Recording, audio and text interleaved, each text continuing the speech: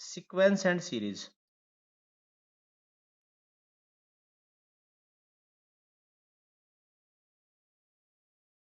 जो sequence and series है भाई बच्चों, इसमें हम क्या है, सीक्वेंस क्या होती है, देखो पहले तो मैं आपको थोड़ा सीक्वेंस बताता हूँ, सीक्वेंस क्या होती है।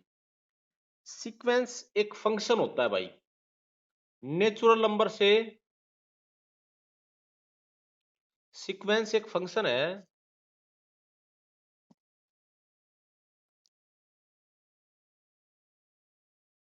सीक्वेंस क्या है, एक फंक्शन होता है नेचुरल नंबर से रियल नंबर्स पे, तो वो रियल सीक्वेंस होती है, ठीक है। Sequence is a function, generally इसकी डेफिनेशन कैसे देते हैं हम, देखो जैसे हम ये पढ़ते हैं ना,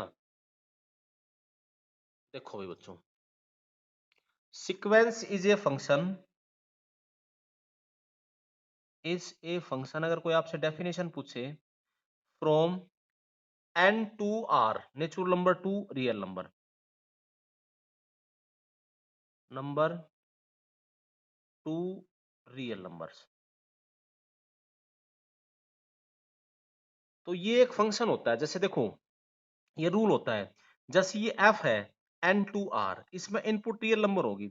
सीक्वेंस को फिर जनरली जैसे ऐसे लिख दिया, एफ ऑफ एक्स लिख देते, एफ एन लिख दिया, ये लिख दिया भाई टू एन प्लस वन, ये ऐसे लिख दिया।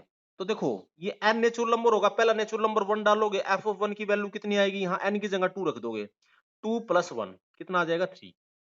एफ ऑफ टू की वैल्यू रखोगे, टू रखोगे तो यहाँ क्या हो जाएगा, टू इंटू में two plus one, four plus five, five हो जाएगा।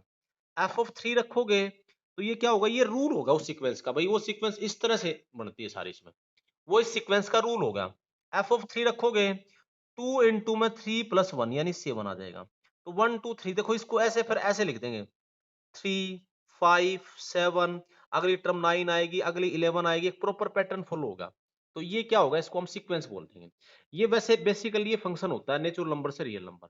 नेचुरल नंबर से कॉम्प्लेक्स नंबर हो तो भाई ये क्या हो जाएगा, कॉम्प्लेक्स सीक्वेंस हो जाएगी, ठीक है। हम इस तरह से लिखते हैं, तो ये सीक्वेंस का रूल होता है। जैसे फंक्शन में एफ लिखते हैं हम, फिर सीक्वेंस के अंदर ये सीक्वेंस की जनरल टर्म होगी, उस रूल को फॉलो कर रहा है ये। हम उस सीक्वेंस को फिर ऐसे लिख देते हैं, ए एन से लिख देते हैं, या तो ऐसे ऐसे डिफाइन कर देते हैं, इसको ऐसे लिख देते हैं, इसको sequence a N is defined by a N is equal to two N plus one, ऐसे लिख देते हैं। तो ये सीक्वेंस होगी, उसकी nth टर्म के बारे में ये बताया। तो जैसे nth टर्म ये है, तो इसके अंदर क्या होगा, जो nth टर्म है आपकी, इसके अंदर क्या A N is equal to two N plus one है, ठीक है। अब अगर आपको फर्स्ट टर्म लिखना है तो एन की जगह वन लिख दोगे, यानी पहली term A one, two plus into one plus one यानी क्या हो जाएगा, थ्री, ठीक है।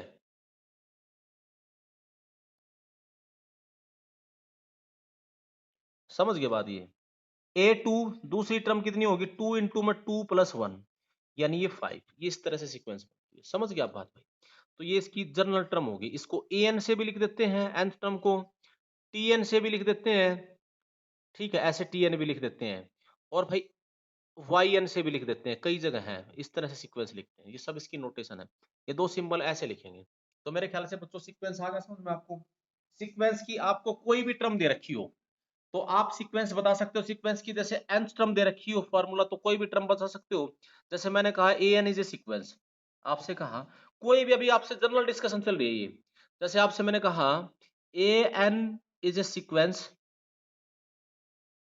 डिफाइंड बाई, किसी भी तरह से डिफाइंड हो भाई, A N is equal to two N square plus one by five N plus one. तो आपसे कहा देन फाइंड इस सीक्वेंस की 100th टर्म बताओ या 50th टर्म बताओ, ये 50th टर्म बताओ। तो 50th टर्म बतानी है तो यहाँ n की जगह 50 रख दोगे, यानी ये 50 किसके इक्वल हो जाएगा, टू इंटू में 50 का square plus one by five into में 50 प्लस वन। सोल्व कर लोगे ये आ गया। इसको किसी और तरीके से भी हम इसको डिफाइन कर सकते हैं, कोई प्रॉब्लम नहीं है। देखो जैसे ये लिखा, कई बार सीक्वेंसेस को ऐसे भी डिफाइन कर सकते हैं। देखो मैंने ये लिखा आपको, ए सीक्वेंस ए एन, ऐसे भी डिफाइन कर देते हैं। ए सीक्वेंस, उसको रिकरेंस सीक्वेंस बोलते हैं भाई, sequence a n defined by a N is equal to two a n minus one plus an minus 2 where a1 is equal to 1, a2 is equal to 2, then find a5। Fifth term बतानी है, जैसे आपसे एक question आ गया तो उसकी nth term ऐसे define कर रखी है भाई, ऐसे रूल से a1 और a2 की वैल्यू आपको दे रखी है और ये है nth टर्म है n greater than equal to 3, 3 या 3 से बड़े के लिए आंसर है। ठीक है, तो आपको फिफ्थ टर्म बतानी है, ये रूल जो डिफाइन कर रखा है तो a1 और a2 दे रखा है, तो आप यहाँ इस सीक्वेंस के अंदर ये nth रूल क्या है, nth टर्म क्या है, देखो ये जो nth टर्म दे रखी है मैंने, हाँ भाई दिव्या बोलो।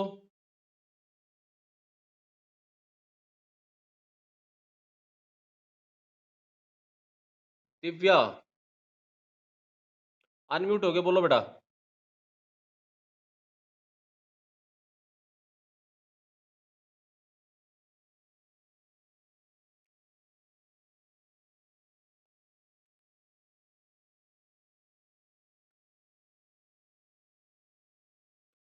हाँ दिव्या क्लियर हो गया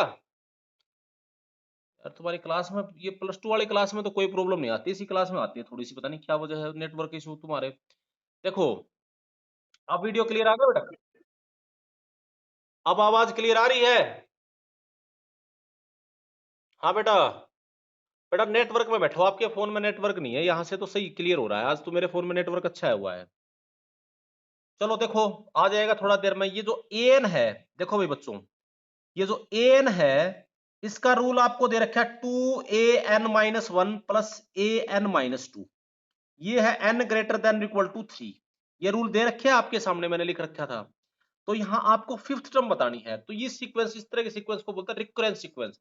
ये डायरेक्ट A5 नहीं निकल सकती हमारी, हमारी यहाँ पर पहले A3 निकलेगी, n की जगह 3 रखो, A3 3 रखोगे तो 2 इंटू में A2 है ना, 3 माइनस 1 A2 प्लस 3 रखोगे A1, तो यह A2 की वैल्यू कितनी दे रखी है 2, 2 इंटू में 2 और प्लस A1 यानी 1, कितना हो जाएगा, ये हो जाएगा 4 प्लस 1 5, A3 आ गया आपके पास 5। अब आप 4 रखोगे n की जगह, 4 रखोगे तो A4 की वैल्यू कितनी आएगी, A4 की वैल्यू आपके पास कितनी आएगी, 2 इंटू में n की जगह 4 रख दोगे A3 प्लस A2, आप 4 रखोगे, 4 माइनस 2 2 हो जाएगा, A3 की वैल्यू 5 आ गई, 2 इंटू में 5 प्लस में A2 कितना था आपके पास 2, तो ये कितना होगा 12, 10 प्लस 2 12, A4 आ गया आपके पास 12। अब जैसे A5 लिखना है तो n की जगह 5 रखो, तो ऐसे ही रिकरेंस सीक्वेंस है, डायरेक्ट एक साथ 5 नहीं आएगा। A5 किसके इक्वल आएगा, अब A4 आ गया, अब A5 आएगा, A4 अब n की जगह 4 रख दोगे, 5 सॉरी, तो यानी 2 इंटू में A4 प्लस में A3, ऐसे आ जाएगा। तो A4 की वैल्यू कितनी है आपके पास 12, तो 2 इंटू में 12 प्लस A3 की वैल्यू कितनी है आपके पास, A3 5 थी, 12 ये कितना होगा 29, तो ये A5 आएगा 29। इस तरह से आपको इसको सोल्व करना है, ठीक है। जैसे A5 आपसे पूछ लिया, अगर आपको A6 पूछता तो ये ऐसे आ जाएगा, तो इस तरह के सीक्वेंस को बोलते हैं रिकरेंस सीक्वेंस। तो भाई कोई एक आध क्वेश्चन तो इस तरह से आ सकता है आपका।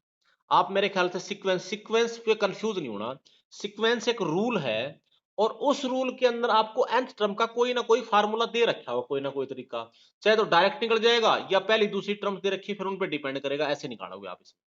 क्लियर होगी बात ये। अब इसके बाद ये तो थी भाई एन होती है सीक्वेंस, अच्छा एन या टीएन भी लिख देते हैं, वाई एन, ये मैंने आपको बताया था। फिर इन सीक्वेंस की सम्स की सीरीज और होती है, ये एसएन होती है, सीक्वेंस ऑफ सम्स। एसएन का मतलब है कोई सीक्वेंस आपको एन दे रखी है तो उसकी सम करेंगे, तो A S N, S N is the sequence of sum, sequence of sum, कोई सीक्वेंस सम, तो यानी एस एन की वैल्यू का मतलब होता है एक से लेकर एन तक, ए वन प्लस ए टू प्लस में ए एन, कोई ए एन सीक्वेंस है उसकी एन टर्म्स तक का सम, ये होता है एस एन। समझ गए बच्चों, एस एन का मतलब ये होता है। तो कभी कभी तुम्हें एस एन दे रखे हो तो आप ए एन भी निकाल सकते हो, एस एन का मतलब होता है पहली एन टर्म्स की का सम, पहली एन टर्म्स का सम। समझ गए बात ये। तो जैसे S1 लिख दिया, S1 का मतलब क्या है, पहली टर्म ए की आएगी। S2 का मतलब क्या है, A1 प्लस A2 पहली दो टर्म का सम। S3 का मतलब क्या है, कोई भी सीक्वेंस आपको दे रखी है, पहले तीन टर्म्स का सम, A2 प्लस A3। S4 का मतलब क्या है? A1 plus A2 plus A3 plus A4। अगर बच्चों मुझे A4 निकालना हो किसी सीक्वेंस में, जैसे A4 निकालना है, तो क्या मैं ये नहीं कह सकता कि भाई इस A4 निकालना है तो S4 में से S3 माइनस कर दो। S4 का मतलब पहली 4 टर्म का सम, S3 का मतलब पहले 3 टर्म्स का सम। पहली 4 में से पहले 3 को माइनस कर दोगे तो वो फोर्थ टर्म ही नहीं बच जाएगी। तो कभी-कभी आपको Sn भी दे रखा हो सकता है, तो Sn दे रखा तो आप An निकाल सकते हो आराम से। जैसे किसी सीक्वेंस में आपको Sn दे दिया, देखो जरा ध्यान से भाई, Sn आपके पास है,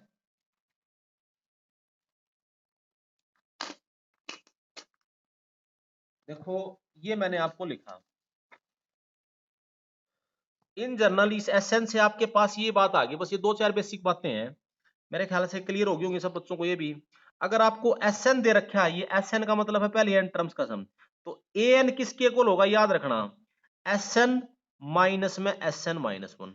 पहली n टर्म के सम में से पहली n माइनस 1 टर्म्स का सम माइनस कर दो, इसके लिए ये रूल होता है, ठीक है। For all n greater then और इक्वल टू 2, n 2 या 2 से ज्यादा हो इसके लिए होगा ये। आप समझ गए बात ये, ठीक है। 2 या 2 से ज्यादा होगा, n को 1 नहीं लेंगे क्योंकि 1 लोगे तो A1 तो डायरेक्ट ही आ जाएगा, 1 है 4 1, तो A1 तो सीधा ही S1 होता है, क्योंकि यहाँ 1 रखोगे तो देखो A1 S1 माइनस में S0, S0 का क्या मतलब हुआ, जीरो टर्म का सम, सम तो एक टर्म का होगा या दो टर्म का होगा, तीन टर्म का होगा, ऐसे होता है ना। तो ये फार्मूला वैलिड होता है n greater than equal to 2, याद रखना भाई, ठीक है। अब मान लो किसी सीक्वेंस में आपको ये लिख रखा हो, if Sn is defined by, ऐसे क्वेश्चन आ गया, Sn is equal to 2n square minus 3n plus 1, then find an and hence a7 a11 a12, ये सब निकालना, ठीक है। तो इसमें क्या करना है आपको, देखो hence आपको मैंने ये दे दिया, देखो जरा ध्यान से, क्या ये ASN दे दिया, ये फार्मूला है SN का, एंड पहले तो AN निकालो, AN किसके इक्वल होगा भाई बच्चों, ये SN का रूल है, ध्यान देना बच्चों, ये Sn माइनस में Sn माइनस 1, ये रूल है। यहाँ Sn का मतलब है तो यही 2n square minus 3n plus 1, और माइनस में Sn माइनस 1 का, Sn माइनस 1 की वैल्यू कितनी होगी, यहां पर n की जगह n माइनस 1 रख दी होगी इसकी, इस फॉर्मूले के अंदर, ठीक है। क्या बन जाएगा, 2 इंटू में n माइनस 1 का होल स्क्वायर, 2 इंटू में n माइनस 1 का whole square plus n minus 1 का होल स्क्वायर -3 इंटू में n माइनस 1, जहां ये n था ना, ये जो l लिख रखा था, ये जो n था, इस n की जगह n माइनस 1 लिख दिया और प्लस 1, ये होगा। आप इसको सोल्व कर लो, ये आ जाएगा an, आपको क्लियर होगा। देखो ये लिख रखा था ऊपर फार्मूला मैंने, an की वैल्यू क्या होती है, Sn की वैल्यू फिर किसके इक्वल आ जाएगी बच्चों, देखो ये क्या बढ़ जाए, an 2n square minus 3n plus 1, minus में ये क्या बनेगा, इसको ओपन करोगे 2 इंटू में n square plus 1 minus 2n minus 3n plus 3 और प्लस 1, ये बन जाएगा। अब इसको 2 से और मल्टीप्लाई कर देना, 2n square minus 3n plus 1 minus 2n square minus 2 plus 4n, ये मल्टीप्लाई होगा तो ये प्लस होगा, तो अंदर प्लस हो जाएगा, जल्दी बोलो, ठीक है। और भाई माइनस माइनस ये हो जाएगा प्लस, प्लस 3n, और ये क्या हो जाएगा, -3 और -1, देखो 1 से 1 कैंसिल, ये 2n स्क्वायर से 2n, 3n से 3n कैंसिल, क्या बच गया 4n -3 -2, यानी ये बच गया भाई 4n -5, ये an आ गया आपके पास। देखो भाई बच्चों, अब यहां से एक बात क्लियर है, ये आगे हम यूज करेंगे, आपने इसको देख तो लिया ही होगा, आप समझ गए होंगे इस बात को भी। देखो इसमें क्या लिख रखा है, देखो जरा ध्यान से, जैसे Sn 2 डिग्री का था तो an कितने डिग्री का आया, लीनियर, यानी इसकी nth टर्म किसके इक्वल आ गई है, 4n -5। अब आपसे पूछ रखा है A7, आपसे जो भी पूछ रखा है उनकी वैल्यू, जैसे A7 पूछी है तो n की जगह 7 लिख दो। A7 की वैल्यू कितनी हो जाएगी? A7 n की जगह 4 रख दो, n की जगह रख दोगे आप 4, 4 इंटू में 7 माइनस 5, तो ये क्या हो जाएगा 28 माइनस 5, यानी कितना हो जाएगा 23। आप समझ गए? आपको निकालना है, ठीक है, A11, n की जगह 11 रख दो। A11 A11 की वैल्यू क्या होगी 4 इंटू में 7 11, n की जगह 11 माइनस 5 44 40 39, ये आ जाएगा आंसर, है ना। A12 यहाँ 12 रख दो, 4 इंटू में 12 माइनस 5 48 माइनस 4 माइनस 5 48 माइनस 5 43, तो ये आ गई, ये सारी टर्म्स निकल गई। ठीक है, अब देखो बच्चों, ऐसे आप निकाल दोगे nth टर्म इसकी इक्वल होगी। ठीक है, यहां से आपने एक बात और देखी, इसका जो Sn था वो क्वाड्रेटिक था, तो An क्या आया, लीनियर आया। तो एक रिजल्ट आप ये बात याद रखना, अगर इसका Sn क्यूबिक होता तो उसकी nth टर्म क्या होती, क्वाड्रेटिक, 1 डिग्री कम होती। अगर किसी सीक्वेंस का n टर्म्स का सम n में k डिग्री का पोलिनोमियल है, इसका मतलब ये हुआ तो उसकी nth term k minus 1 degree का पोलिनोमियल होगा। आप समझ के बाद 1 डिग्री कम होगी, है ना। जैसे 2 था तो ये क्या है 1 डिग्री आई, 3 डिग्री होती तो 2 डिग्री का आता, 4 डिग्री होती तो 3 डिग्री का आता। क्लियर होगी बात ये। यानी किसी सीक्वेंस की n टर्म्स का सम अगर n डिग्री में ना n में k डिग्री का पोलिनोमियल है तो उसकी nth term k minus 1 degree का पोलिनोमियल। क्लियर होगी बात, मेरे ख्याल से जरूरत पड़ेगी आगे, अभी तो नहीं, अभी तो इसकी इस रिजल्ट की कोई जरूरत नहीं पड़ेगी, आगे हम इसमें सिंप्लीफाई करेंगे। तो अभी बच्चों मैंने आपको एक बात बताई अभी तक, अभी मैंने सीक्वेंस एंड सीरीज का बेसिक बताया है। क्या क्या बताया है? सीक्वेंस क्या होती है, क्लियर होगा, फंक्शन होता है। सीक्वेंस एक रूल है, एक तरह से वो रूल डिफाइंड होगा nth टर्म के लिए जो हम पढ़ते आ रहे हैं, और उसी को हम आगे कंटिन्यू करेंगे। सीक्वेंस एक रूल है, और वो जो है उसकी nth टर्म दे रखी होगी आपको, हम उसको निकाल लेंगे। एक nth टर्म दे रखी है तो हम कोई भी टर्म सोल्व ऐसे कर सकते हैं। एक फिर Sn होता है, सम्स की सीक्वेंस। ठीक है, Sn का मतलब होता है पहली n टर्म्स का सम। तो अगर हमें Sn दे रखा तो भी हम n निकाल लेंगे। Sn की वैल्यू क्या होगी, सॉरी An की वैल्यू क्या होगी, Sn माइनस में Sn माइनस 1, याद रखिए बात। ये सब बेसिक सा था, ये आराम से कर लोगे। अब हम अपनी मेन सीक्वेंस पे आते हैं बच्चों। देखो हमारे 3 सीक्वेंस है मेन, ध्यान से समझियो, एपी, जीपी और एचपी, और कुछ special series. AP arithmetic progression, GP geometric progression, HP harmonic progression, और एक होती एजीपी सीक्वेंस आएगी अर्थमेटिक ज्योमेट्रिक प्रोग्रेशन, और एक हम पढ़ेंगे कुछ कुछ स्पेशल सीरीज। बस ये हमारे टॉपिक्स है। तो एपी आज मैं पहली आपके से सीक्वेंस डिस्कशन कर रहा हूं, arithmetic progression AP. 10th class में भी आप सब बच्चों ने इसको पढ़ रखा है। आज मैं इसके कुछ क्वेश्चंस भेजूंगा आपके पास, वो सारे सोल्व करके देखना एपी के। जो भी नहीं आए मेरे पास डाउट्स में भेज देना। क्या है देखो, पहली सीक्वेंस है एपी, अर्थमेटिक प्रोग्रेशन।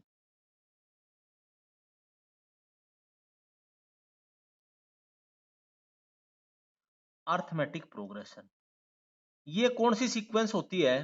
इसमें क्या होता है, हर टर्म में कोई ना कोई कांस्टेंट ऐड होता है।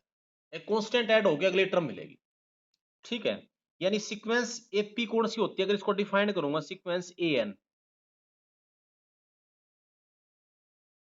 an is said to be ap if its general term ऐसे डिफाइंड हो भाई, an is equal to a plus में n माइनस 1 इंटू में d, ऐसे डिफाइंड होती है। उसमें कोई ना कोई कांस्टेंट ऐड होता है। जैसे पहली टर्म क्या आएगी इसमें, पहली टर्म जैसे a है, n की जगह 1 रखेगा तो यहाँ क्या आ गया a। दूसरी टर्म में आएगा a plus D, D add होगा इसके अंदर। तीसरी में एक डी, इसी में और डी ऐड होगा 2d। चौथी में a प्लस 3d, ऐसे सीक्वेंस है। मेरे ख्याल से क्लियर होगा, सब बच्चों को समझ में आ गई होगी बात ये। ठीक है, अब फिर देखिए एक बार इसके अंदर,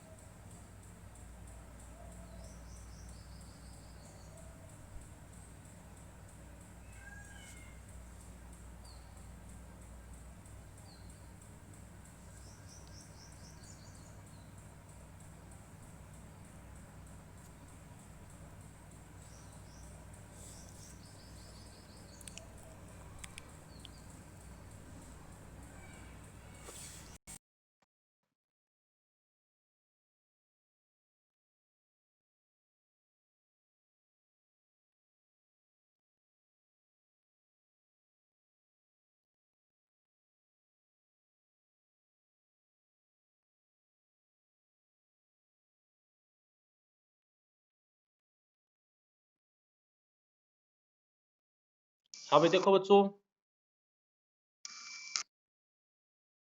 देखो ये थोड़ा सा फोन गर्म हो गया था इसलिए थोड़ा सा बीच में कट गई थी कोई बात। ये क्या लिखा है, इस सीक्वेंस को हम बोलते हैं भाई एपी, ध्यान देना जरा ध्यान से। तो इसकी जनरल टर्म क्या होगी,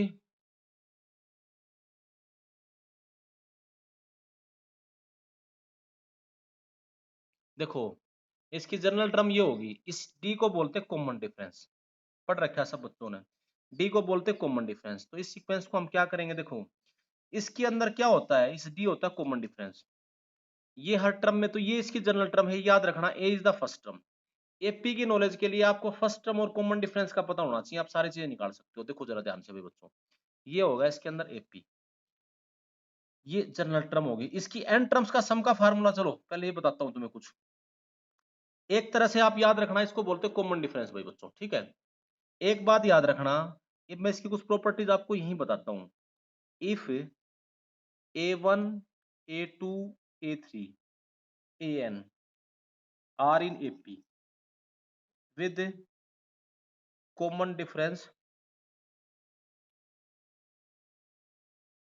d, इसका कॉमन डिफरेंस d है मान लो, ठीक है भाई बच्चों। ये सीक्वेंस है, इसके कुछ रिजल्ट्स हैं, ये याद रखियो आप ये। तो देखो ये सीक्वेंस अगर एपी में है कि किन्हीं भी दो कंसेक्यूटिव टर्म्स का डिफरेंस बराबर होगा, यानी देन इसके कुछ रिजल्ट्स लिख रहा हूं। पहली बात तो इस प्रॉपर्टी को फॉलो करेंगे, a2 माइनस a1, दूसरी में से पहली को माइनस करो, तीसरी में से दूसरी को माइनस करो, चौथी में से तीसरी को माइनस करो, इक्वल्स टू, ये सब इक्वल होंगे, और लास्ट में से n माइनस वन को करो, और ये सारे इक्वल होंगे d के इक्वल, ठीक है। आगे आपको बात समझिए, सब किसके इक्वल होंगे, d के इक्वल, ठीक है। दूसरी बात देखो, दूसरी प्रॉपर्टी, ठीक है ना। जैसे एपी के एग्जांपल्स अगर आपको ले 1 7 6 जैसे ऐड करा, 13 19, इसमें 25, ये सीक्वेंस आएगी। देखो इन दोनों का डिफरेंस, इन दोनों का डिफरेंस, इन दोनों का डिफरेंस सबका सेम आएगा, इसी को हम कॉमन डिफरेंस बोलते हैं, ठीक है। अच्छा इसमें पहली तीसरी देखो, ये भी एपी में होंगे, दूसरी बात याद रखना। दूसरी बात, जैसे a1 a2 a3 एपी में है, डी है, अगर ये ऐसे ले लिया a1, फिर तीसरी टर्म उठाई, फिर फोर्थ फिफ्थ टर्म उठाई, एक एक टर्म छोड़ दी, ये सीक्वेंस भी एपी होगी। a1 a3 a5, यानी पहली टर्म ये है, दूसरी ये है, ये भी एपी में होगी विद आर इन एपी, जरूरत पड़ेगी तो विद कॉमन डिफरेंस, इसका कॉमन डिफरेंस क्या होगा भाई, 2d हो जाएगा। इवन दो अगर ये हो a1 a3 a5 ना सॉरी a6 ऐसे लेते हैं, तो वो भी एपी होता है, उसका कॉमन डिफरेंस होता है 3d, ठीक है। ऐसे सीक्वेंस उठाओगे, ये भी एपी में होगा जरूरत पड़ेगी तो। तीसरी बात देखो, किसी भी एपी में याद रखना हमेशा पहली और लास्ट का सम, डिफरेंस तो बराबर होता है, पहली और लास्ट का सम, दूसरी और सेकंड लास्ट का सम, a2 प्लस में an-2 equal to a3 plus में an-3, पहली और लास्ट का सम, दूसरी और सेकंड लास्ट का सम, तीसरी और थर्ड लास्ट का सम, ये सब बराबर होते हैं बच्चों, ध्यान रखना हमेशा। जैसे मान लो ये एपी है 1 3 5 7 9 11 13, जैसे यही था। तो देखो पहली और लास्ट का सम, देखो पहली और लास्ट का सम 14 है, 1 प्लस 13, दूसरी और सेकंड लास्ट का सम भी 14, तीसरी और थर्ड लास्ट का सम भी 14, और इसका ये इसका डबल हो जाएगा, समझ गए ना बात। ये जैसे मान लो, आज तो दोनों काम उल्टा हो रहा है, ठीक है भाई, ये इसके अंदर होता है। अगर मान लो, देखो ध्यान देना इसमें भाई, अगर इसका सम करना होता है, एक टर्म और लिख लेते हैं, जैसे भाई 15, तो देखो पहली और 15 का सम, दूसरी और इसका सम, तीसरी और इसका सम, चौथी और इसका सम, आप समझ गए बात, ये बराबर है इसका और इसका सम। अगर हमें इसका सम करना होता, जैसे 1 plus 3 plus 5 plus 7 plus 9 plus 11 plus 13 plus 15, ये करना होता है इस एपी का, जो हमारे पास सम का फार्मूला बनता है। अगर हमें इसका सम करना होता, तो इसका सम क्या होता, वैसे तो सबको ऐड करते। तो देखो भाई इसके कितने ही 8 टर्म्स हैं, 1 2 3 4 5 6 7 8, तो यानी ये 8/2, यानी क्या हो जाएगा इसका हाफ, क्योंकि पहली और लास्ट, देखो आपको पता है इसको ऐसे लिख देते, 1 प्लस 15 प्लस 3 प्लस में 13 प्लस 5 प्लस में 11, पहली और लास्ट, दूसरी और सेकंड लास्ट, और प्लस 7 प्लस 9, ऐसे लिख लेते हैं। ये तो सारे बराबर ही हैं, तो क्या इसको मैं ऐसे नहीं लिख सकता था, 4 इंटू में 1 प्लस 15 लिख सकता था या नहीं लिख सकता था? 4 मतलब क्या है, 8/2 है या नहीं है? 8/2 इंटू फर्स्ट प्लस में 15। तो इसका मतलब एपी की एन टर्म्स का जो सम का फार्मूला है वो हमारे पास क्या आ गया, पहली और लास्ट का एपी के अंदर याद रखना, पहली S n of AP, S n किसके इक्वल हो गया, एपी के एन टर्म्स का सम का formula n/2 first term plus last term, ठीक है, किसी में भी, है ना। अगर इसको फर्स्ट प्लस लास्ट तो हम पढ़ते हैं, इसको ऐसे भी लिख देते हैं, n/2 ऐसे भी लिख सकते हो, सेकंड टर्म प्लस में second last term, second last, third term plus, ऐसे भी लिख सकते हो। बड़ा रसा हुआ है यार।